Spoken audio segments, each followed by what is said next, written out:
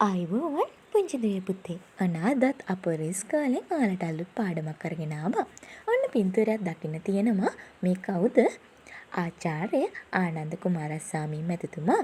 එහෙනම් ඔන්න අද අපේ ඉස්කෝලේ ඉගෙන ගන්න ලෑස්ති වෙන්නේ මෙතුමා ගැන. එහෙනම් අපි වැඩි කතා බහක් නැතුව පාඩමට යමුකෝ.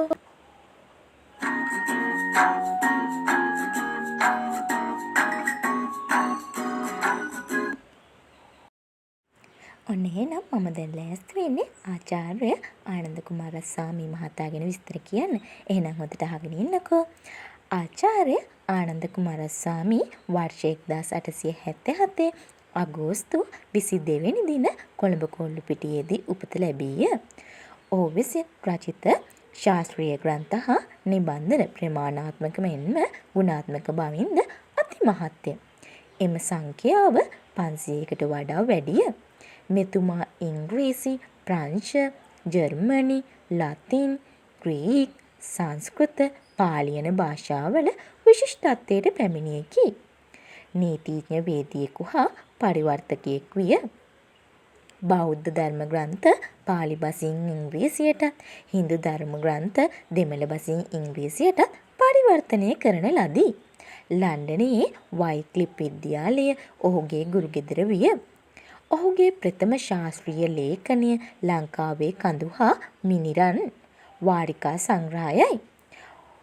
වර්ෂ 1905 දී ලංකා සමාජ ප්‍රතිසංස්කරණ සංගමය ඇරඹු කුමාරස්වාමී සිලෝන් නැෂනල් රිච් සංග්‍රහයේ සමාරම්භක සංස්කාරවරයා විය. ආනන්ද කුමාරස්වාමී වූ කාලේ ලංකාවෙන් ලොවට දායාද කළ ප්‍රමුඛ පෙළේ දාර්ශනිකයෙකි. පෙරදිග කලා සම්පත් සංරක්ෂණය කිරීම භාරව සිටි මොහුගේ අත්පිටපත් ලිපි ලේඛන ආදිය බොස්ටන් ලලිත කලා කෞතුකාගාරයේ අදටත් සංරක්ෂණය කර තිබේ.